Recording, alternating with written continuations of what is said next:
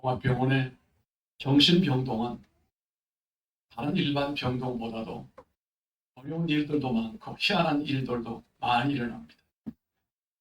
어떤 정신병동에서 환자 한 사람이 아침에 일어나서 큰 소리로 나는 대통령이다 그랬어요. 어떤 옆에 있던 이 환자가 하는 말이 나는 하나님이다 그랬어요.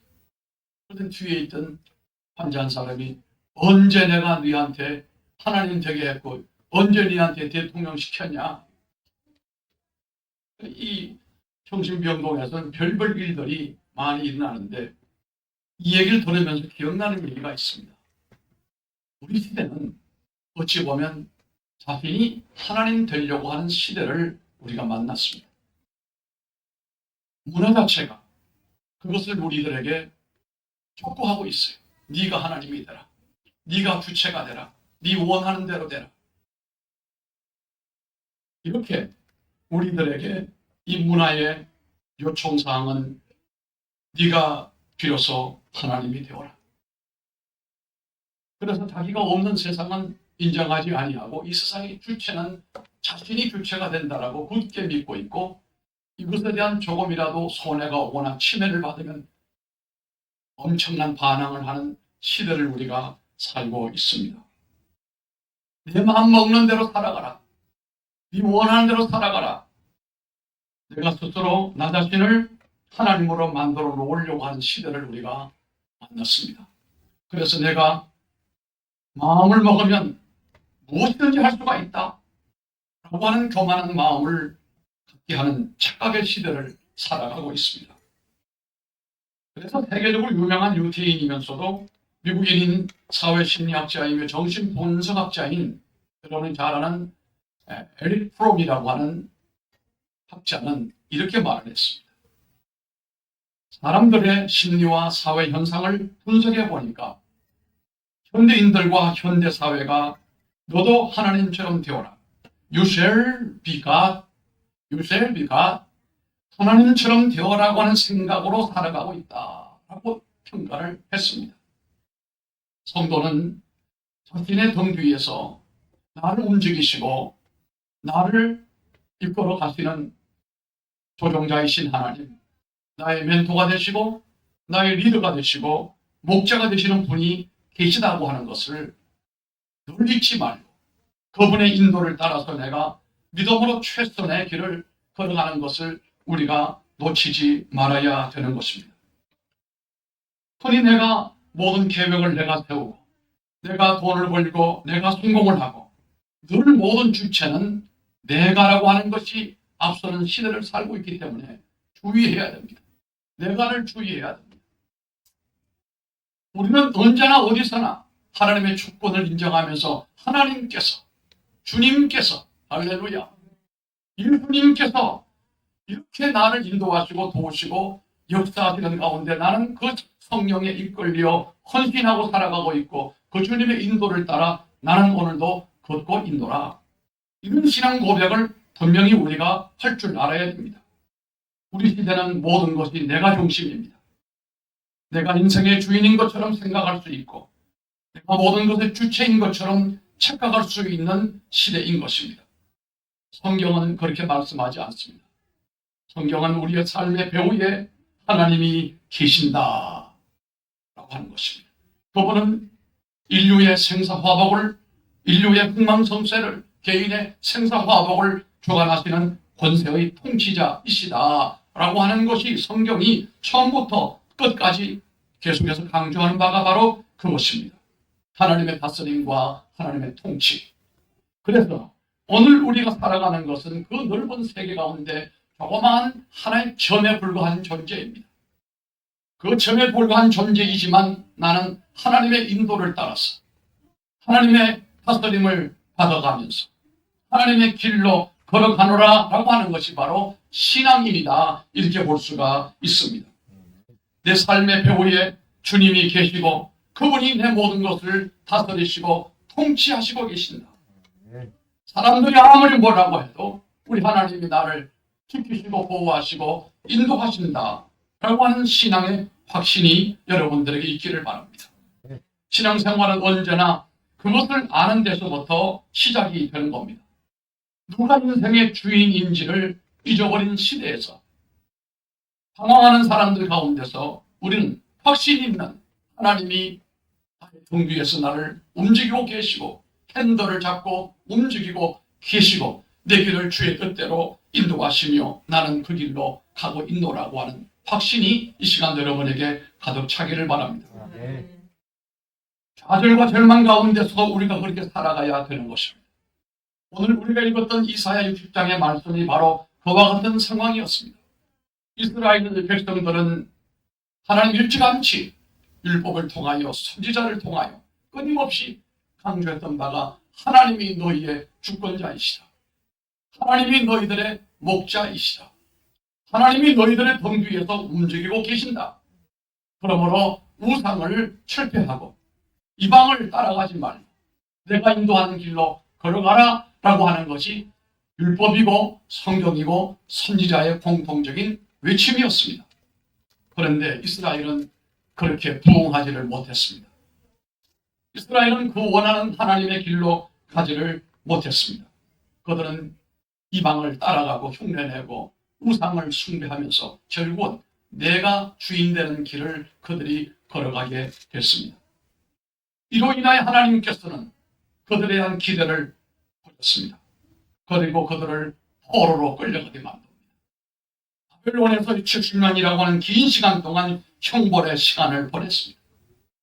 그 70년 형벌의 시간은 희망도 꿈도 비전도 없는 캄캄한 밤중 같은 시간 속에서 그들이 허덕이며 고통을 당하면서도 우리들이 왜 이런 고통을 당하는지 깊이 인식하는 사람들은 소수에 불과했습니다. 그렇게 해서 한 해가 지나가고 또 한 해가 지나갑니다. 한 세대가 지나가고 또 한 세대가 지나가도 그들의 고통과 무거운 짐은 점점 무거워지면서 그 앞에 바라보는 길은 보이지가 않았습니다. 절망감에 몸을 떨고 허덕이고 있는 그들, 그 이유는 다른 데 있는 것이 아닙니다. 하나님을 주인 삼지 못하고 하나님의 인도를 받지를 못하고 하나님을 섬기지 못하고 하나님을 최고의 하나님으로 섬기지 못할 때 다가온 하나님의 형벌이었습니다. 그들은 그들의 길로 자신들이 주인 삼고 자신들이 원하는 길로 자신들이 하고 싶은 일을 하다가 그만 무너져버리고 말았습니다. 그래서 그들은 세월이 지나면 갈수록 희망이 사라져버리고 아침이 올 것인가, 새해가 밝아질 것인가, 이런 기대조차도 하기 어려운 절망 가운데 빠져버리고 말았습니다. 그들의 문제는 무엇입니까? 희망이 없음이에요. 그들의 문제는 조국이 없다라고 하는 것입니다. 자신들의 집이 없고 하나님의 성전이 없다라고 하는 것입니다. 수많은 없음의 자리에서 그들은 절망하고 있었는데 그러나 가장 근본적인 문제는 하나님 없음이에요. 가장 근본적인 문제는 하나님 없습니다. 이 말입니다. 그들이 느끼는 하나님의 부재, 하나님이 존재하지 않은 부재 현상은 문제였지만 그러나 그들은 그것을 깊이 깨닫지를 못했습니다. 그래서 그들이 징계를 받고 있는 삶이 되어져 버리고 말았습니다. 이제 그들은 이방의 땅에서 하나님의 성전도 없고 마음 놓고 예배드릴 수 있는 환경도 전혀 아니었습니다.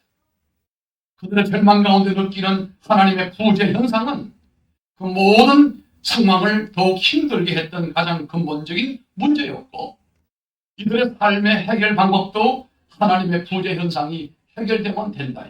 하나님이 다시 찾아오시고 하나님이 나의 주인 되시고 우리의 목자가 되시면 이 모든 문제는 아무것도 아닐 수 있다라고 하는 것입니다.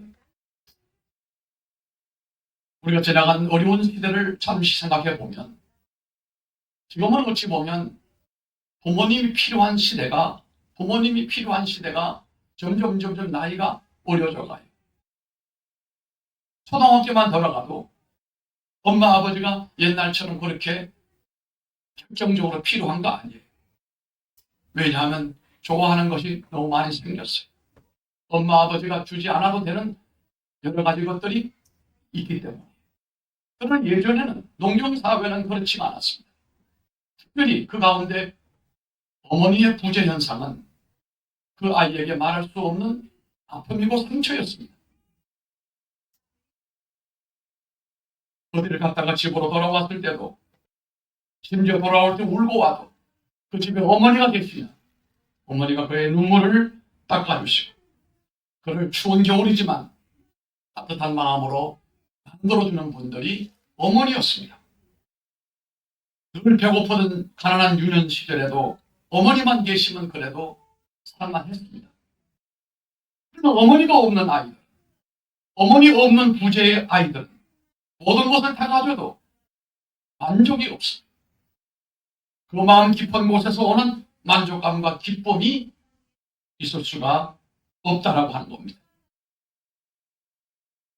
이처럼 우리가 어렸을 때 어머니가 계시지 아니하면 그 무엇으로도 만족감이 없었던 것처럼 오늘 우리 인간에게 세상 모든 것을 다 가져도 하나님을 모시지 못하면 하나님이 부재한 상태에는 만족함이 없고 늘 불안하고 초조하며 정신병자들이 많아지게 되고 세상은 불안정하게 돌아간다는 사실입니다.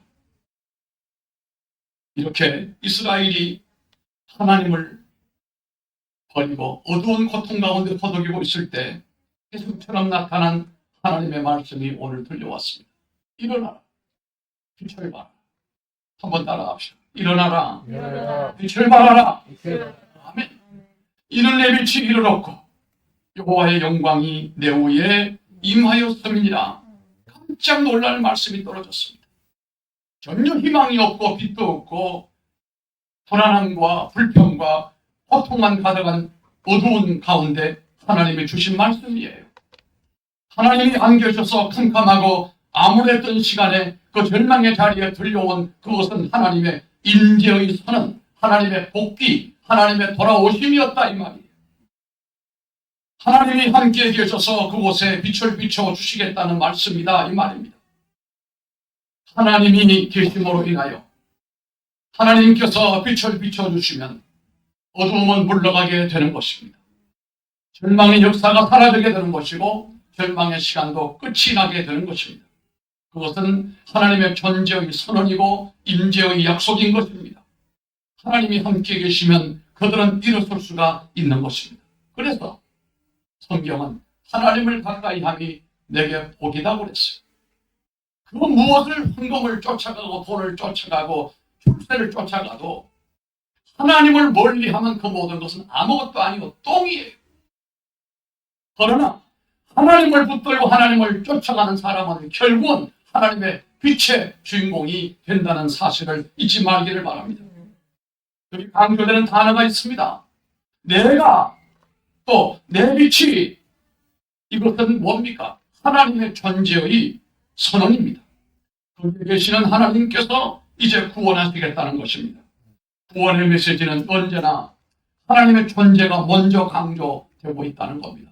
그래서 성경은 항상 내가 이렇게 말씀을 하시는 겁니다. 하나님이 너희의 주인이 되면, 하나님이 너희의 인도자가 되면 이런 뜻입니다. 모든 것을 속량하신다. 그래서 구원의 메시지가 시작이 되는 이사야 40장 이후는 본격적으로 하나님의 구원의 메시지가 강하게 들려오기 시작하고 이것이 반복적으로 나옵니다.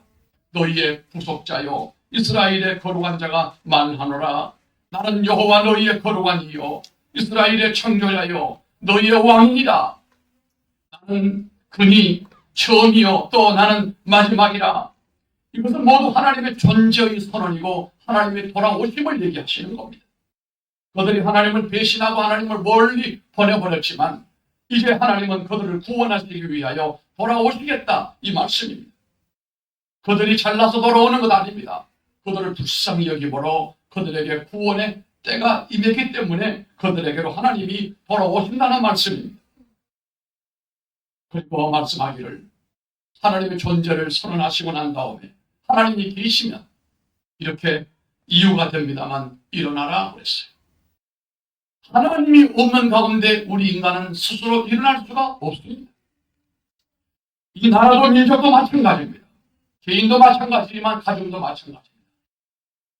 어느 누구든지 일어나기를 원하죠. 일어나기를 원하죠. 그러나 일어나기 어렵습니다. 두 가지 조건이 있습니다. 하나님이 계시면 일어날 수 있다. Rise up. 일어날 수 있다는 것. 계속 자라날 수가 있다 이 말. 크게 한다 이것입니다. 하나님이 계신다는 말. 하나님을 경험한 사람에게 필요한 것이 뭡니까? 그분의 손을 붙잡고 말씀을 붙잡고 그리고 일어나는 겁니다. 아멘. 절망과 좌절의 자리를 털어버리고 그분의 말씀을 붙들고 은혜를 붙들고 주의 이름을 붙들고 그 자리에서 일어서는 것입니다. 하나님을 경험한 사람들은 계속 주저앉아 있는 사람이 아무도 없습니다. 아무리 처절히 절망 가운데 있는 사람이라 할지라도 하나님을 만난 사람은 그곳에서 일어나게 되어 있습니다. 하나님의 말씀을 들은 사람은 그것을 들려주시는 분이 하나님이라는 사실을 알고 난 다음에 머뭇거리고 있는 사람은 세상에 하나도 없습니다. 성경에도 찾아볼 수가 없었습니다. 그들 모두는 하나님을 발견하고 난 다음 그 자리에 일어났습니다. 야곱도 형을 두려워하여 도망을 외삼촌 집으로 도망을 가다가 광야에서 밤이 되어 돌베개를 베고 잠을 잡니다.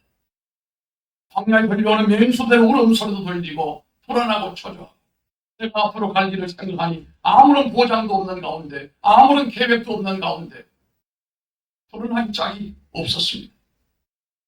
그런데 하나님께서 그의 꿈에 나타나십니다. 사닥다리 가운데 하나님이 나타나십니다. 야곱이 깜짝 놀랐습니다. 하나님이 어떻게 광야까지 계시는지. 우리 아버지 집에 계시는 하나님이신데 어떻게 여기까지 계시느냐. 하나님이 야곱에게 말씀했습니다. 내가 네가 돌아올 때까지 떠나지 아니하리라. 약속해 주셨습니다. 이때 야곱이 벌떡 일어선 겁니다. 힘을 얻었습니다. 하나님이 우리와 함께 하시는 사람은 주저앉아 있는 사람이 없다니까요. 그 자리에서 일어서게 되는 것입니다. 그리고 하는 말이 하나님은 나의 힘이십니다. 나의 하나님은 나의 능력이십니다라고 선언하게 될 것입니다. 이보다 더 적극적인 명령이 주어집니다. 빛을 발하라. 일어나라라고 하는 것과 더불어 그 다음 단계는 빛을 발하라 이 말씀입니다. 내 안에 빛이 없는데 어떻게 빛을 비칠 수 있습니까? 하나님. 불가능하죠. 내가 빛이 없는데 어떻게 빛을 비춰요? 이 빛을 발하는 행위라고 하는 것은 내 안의 빛을 바깥으로 내어 놓는 것을 의미하는데 이것은 하나님께서 내게 빛을 비추어 주시기 때문에 하나님의 빛을 우리가 반사하여 비춰라 이 말씀. 그러므로 빛은 내가 만들어낸 발광체가 내가 아니라 하나님이 빛이시고 원천이시고 그 빛을 받아서 내가 세상에 그 빛을 비추어라. 영향력을 발휘하라. 선한 일들을 하라.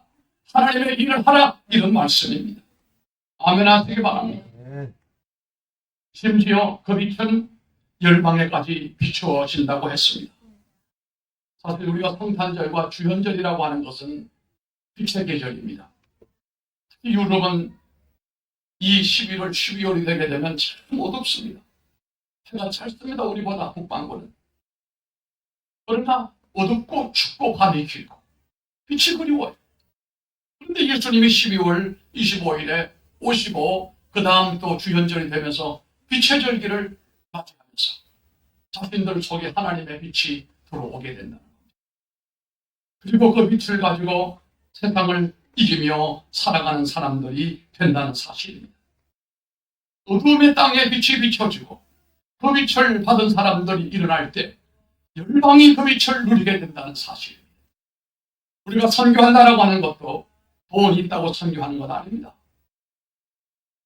하나님의 빛을 받은 사람들이 성도들의 기도의 후원을 받아가지고 빛이 없는 어두운 땅에 가서 하나님의 빛을, 예수님의 빛을 비춰주는 것이 선교인 것입니다. 오늘날에도 하나님께서 우리 동산교회에 이 빛을 비춰주시면 우리도 그 빛을 찬란하게 세상을 향하여 비출 수가 있을 것입니다. 오늘도 하나님 여러분에게 이 빛을 여러분에게 비추어 주시게 되면 여러분들이 그 빛을 받아서 세상에 그 빛을 비추는 사람이 될 줄로 믿습니다. 어디까지입니까? 열방까지 그 빛을 비추게 된다고 말씀했습니다.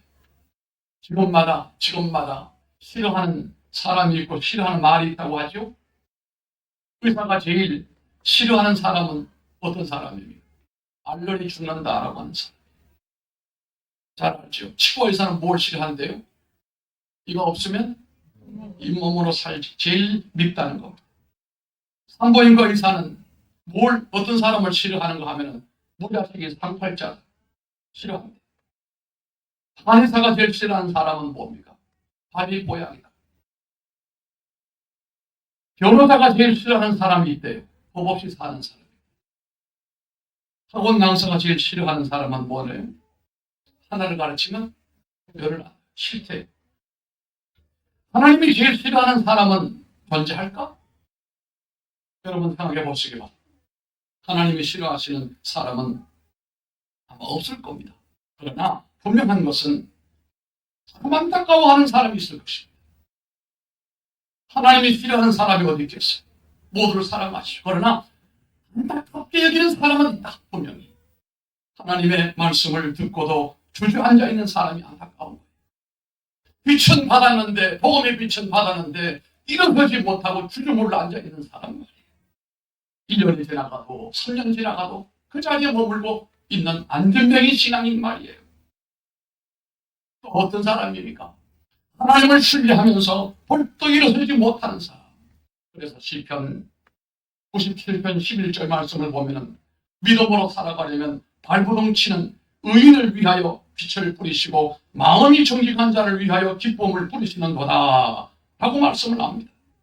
삶의 이닥마다의 빛을 뿌려주시는 하나님, 우리들의 삶의 발걸음마다 빛을 비추어 주시는 좋으신 하나님, 내 가슴에 기쁨의 씨앗을 뿌려주시고 오늘도 하나님을 신뢰하며 살아가는 우리들에게 빛된 말씀으로 성령으로 조명해 주시는 좋으신 하나님 아버지, 이 빛을 받았으면 어둠의 일을 벗어버리고 그리고 하나님의 영광을 위하여 일어서는 사람들이 되기를 바랍니다.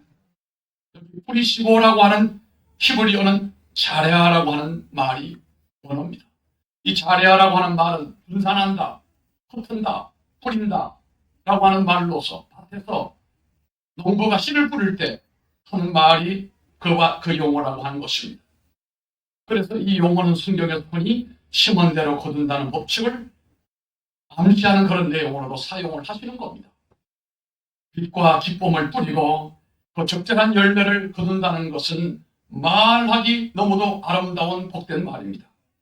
하나님이 심판주로 임하시기 전까지 의인의 삶이, 환경이 어두울 수도 있습니다. 때로는 참 힘들 수도 있습니다. 그러나 성경은 말합니다. 울면서라도 씨를 뿌려라. 아침부터 새벽부터 씨를 뿌려라. 그리하면 때가 되면 단으로 곡식을 기쁨으로 거두리라 말씀했습니다. 우리는 지금 국가적으로도 어려운 때를 맞이하고 있습니다. 교회적으로도 어려운 때를 맞이하고 있습니다. 우리 신앙인들은 문화적으로도 아주 어려운 위기를 겪고 있습니다. 이때 우리가 정신 차리지 아니하면 국가도 온전하지 못하고 여러분의 가정도 온전하지 못하고 여러분의 믿음도 온전하지 못하기 때문에 정신을 차려야 됩니다. 오늘 이 시대는 우리 모두에게 아픔도 있고 어려움도 있지만 우리는 오직 우리의 말씀, 발등상에 우리들의 길, 등잔 되시는 하나님의 말씀을 붙들고 믿음과 감격 속에서 살아나가는 사람으로 살아가야지. 이 고통 속에서 우리도 고통만 원망하고 한탄하고 똑같은 세상 사람이 되면 안 됩니다. 이 역경 속에 하나님의 새로운 세계가 열리게 될 줄 믿습니다. 언제나 그렇습니다. 역사도 정반합의 역사가 있다고 하고 또 역사가 어두워지면 밝아지게 되고 밝아지면 어두워지게 됩니다. 이걸 진자의 법칙이라고 하는데 역사가들이 그런 얘기를 합니다. 우리가 늘 착각하고 사는 것이 있습니다. 이 세상은 완전해야 되고 편안해야 되고 평화로워야 되고 살기 좋은 세상이 되어야 된다. 그건 천국에나 있는 얘기입니다. 이 세상은 그런 거 없습니다. 이거락도 어찌 보면 감사하고 고마워해야 됩니다. 아멘 하나씩. 아멘. 지금 이렇게 우리가 어렵고 힘들다고 해도 창조 역사 이래로 이렇게 우리가 가슴 피고 살고 있는 때가 있나요? 없었습니다. 우리 하나님께서 이스라엘 사람들을 70년 동안 포로로 보냈던 것은 다른 것도 문제지만 하나님의 주인 삼지 않고 우상 숭배했기 때문이에요. 나는 이 현 나라의 상황 가운데서도 청와대가 하나님을 숨기지 않고 우상을 숭배하고 무당들을 따라다니고 구분하고 전쟁이 한다는 말이 들리는데 아니기를 바랍니다만 사실이라고 한다면 그 용서받을 수 없어요.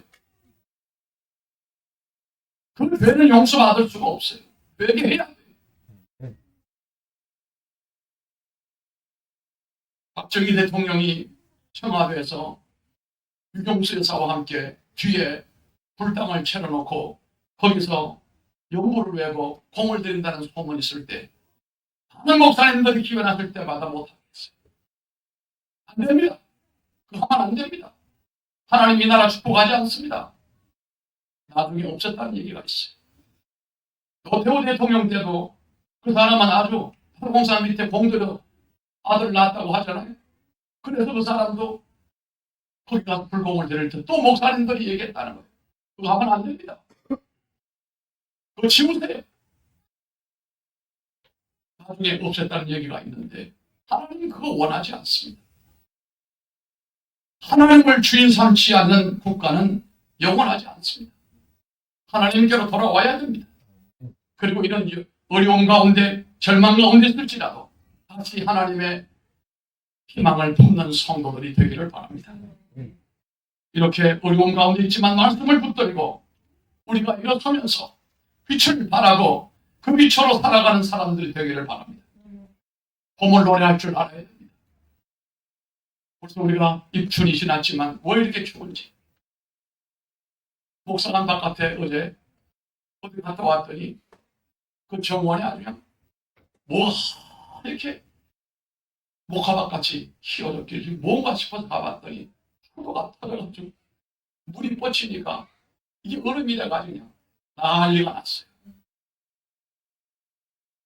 한신이 응급처치를 하고 밤이 아무도 저녁에는 오지도 않고 원래는 왜 이렇게 입춘이 됐는데 왜 이렇게 추워요? 장로님 왜 이렇게 추워요? 왜 이렇게 추우냐고 이렇게 입춘이 왔는데 우리의 인생은 내가 원하는 대로 되지 않는다는 사실이에요. 세상 이치로 보면 입춘이 됐으면 따뜻해야 될 거 아니에요. 우리가 원하는 나라가 평탄해야 되는 거 아니겠어요? 그렇지 못하다라고 하는 것이 인생사라는 거예요. 그래서 하나님을 의지해야 된다는 말이에요. 이렇게 춥고 엄청 추워요. 오늘 또 눈이 얼마나 많아요. 사실 올 한해는 겨울이 그런 대로 많이 온화했는데 입출이 들어서면서부터 이게 성질을 부려. 내가 볼 때 나라 꼴이 모양이니까 하나님께서 자연을 통하여 우리를 정신 차리게 하라고 하는 건가? 믿는 성도들에게 기도하라고 하는 것인가? 이런 느낌을 받아요. 우리는 세상 사람처럼 광장으로 나가서 소리내어 부르짖는 건 그 개인이 할 일이고 교회가 할 일은 그게 아니에요. 하나님께로 돌아가는 일, 하나님의 빛을 받는 일, 그 빛을 세상으로 비추는 일을 우리와 교회가 해야 된다는 말씀이에요. 그래서 우리는 어려운 가운데도 희망을 말할 줄 알아야 됩니다. 지금 한겨울 같지만 우리는 봄을 노래할 줄 알아야 된다 이 말씀이에요. 목사님 봄이 아직 이르지 않습니까? 이르지요. 이런 시간이 있을지라도 우리가 봄의 노래를 불러야 됩니다. 추들이 남아있고 고생추위가 몰아온다 해도 봄은 오게 되어 있습니다. 헤르만 헤세의 시가 기억이 납니다. 어느 소년 소녀들이나 알고 있다. 봄이 말하는 것은 살아라, 뻗어라, 피어라, 발하라, 사랑하라, 기뻐하라, 세상을 움트게 하라. 몸을 던져 삶을 두려워 말라. 봄의 목소리를 들어야 할 사람들이 어디 소녀 분들이겠습니까? 봄의 소리를 들어야 할 희망의 소망을 가질 사람들은 바로 하나님의 목소리를 듣는 사람들입니다. 이제 봄이 되면 겨울에 눈보라와 사풍에 허리가 휘는 나무들도 희망과 설렘에 우음을 키울 것이고 대지는 푸른 싹을 분명히 내어놓을 것입니다. 얼어붙은 산모통 위에는 긴 겨울을 보낸 진달래도 어둠을 뚫고 일어나 생명을 아마도 노래할 것입니다. 지금은 춥습니다. 지금은 어려울 때입니다. 우리 교회도 어렵고 나라도 어렵습니다. 그러나 우리 교회는 희년을 바라보면서 꿈을 꾸고 있습니다.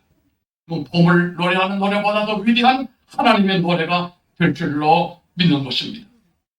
이렇게 이스라엘이 광야에서 이방에서 나라 없는 소름으로 성전 없는 서러움으로 살아갈 때 하나님이 그들에게 주신 말씀이 빛을 발하라 일어나라 나 여호와라고 말씀하시고 하나님이 돌아오시고 하나님의 부재한 시대에 하나님이 임재하시고 할렐루야. 여러분 마음에 주님이 임재하시고 우리 교회에 주님이 임재하시고 여러분의 가정에 하나님이 임재하시고 이 한반도에 하나님의 임재가 있기를 주의 이름으로 축복합니다. 이곳이 되기 위해서는 우리가 해야 됩니다. 은혜를 구해야만 된다는 사실입니다. 그래서 우리도 봄의 절기를 맞이하는 성도들이 되기를 바라고 이 지역에 이 어두운 땅에 naphtali 스불론 같은 땅 위에 하나님께서 빛을 비추옵소서. 하나님께로 돌아오는 구원의 르네상스가 우리 가운데도 이루어지게 될 줄로 여러분 꿈을 꾸시기를 바랍니다. 오늘은 한국 사회는 너무도 많은 문제를 가지고 있습니다. 어느 누가 대통령을 하든지 누가 정치를 하든지 이 갈등의 문제, 근본적인 문제를 풀 사람은 없습니다. 그렇다는 말이 정치하겠다고 나서는 사람은 바보나 하지 정신이 바로 박힌 사람은 정치하지 말아야 됩니다. 제가 한번 작년에 교구협의회 부활절 때인가 예배할 때 정치인들이 다 왔길래 국회의원들을 소개하면서 그랬어요. 안 믿는 사람들 가운데 이런 말을 들은 적이 있습니다. 정신 나간 사람은 정치한다고 하더라.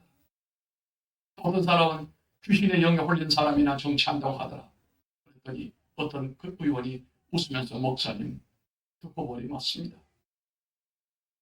정치인들이 이 나라를 우리가 원하는 대로 끌고 가지 못합니다. 우리가 곰곰이 생각해 보게 되면 이 문제가 가득한 이 나라를 이 조금 어려움을 이겨내면 해결될 줄 알지만 그렇지가 않아요. 또 다른 문제가 일어나게 되는 겁니다. 그러므로 이 세상은 당연히 그런 줄 알고 하나님의 은혜로 하나님의 도우심으로 하나님 주시는 빛으로 살아가는 지혜로움이 있어야 되겠다는 그런 말씀입니다. 사방에 들려오는 뉴스는 우리 마음을 무겁게 합니다. 자살률이 OECD 가운데 최고예요. 평균에서 배가 넘습니다. 그래서 저는 은퇴가 되면 이 자살 문제에 대하여 헌신하며 살아가려고 준비를 하고 있는 사람입니다. 하루에 45명씩 목숨을 끊는 나라예요. 자동차 사고로 죽는 사람보다 많은 나라예요. 진보와 보수의 갈등은 얼마나 깊은지 싸맬 수가 없어요. 여당과 야당의 생각이 얼마나 격이 나는지 그 누구도 싸맬 수가 없어요. 그뿐인가요? 빈부의 격차도 엄청납니다. 남녀의 성문제도 엄청납니다. 취업난은 점점 힘들어집니다. 젊은이들의 직장 생활이 힘듭니다.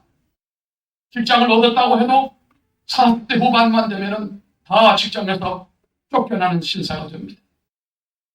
삶의 모든 내용에 어둠이 짓눌려 있고 가득한 가운데 우리가 어떻게 살아갈 것인가?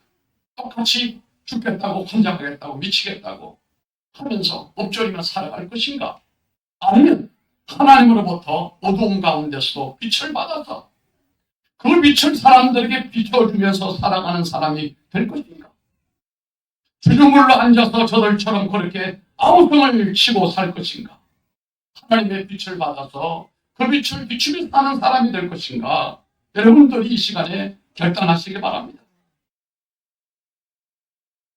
우리가 그 빛을 비춰줘야 열방이 그 빛을 보고 주께로 돌아온다고 했습니다. 말씀을 마무리하겠습니다. 이사야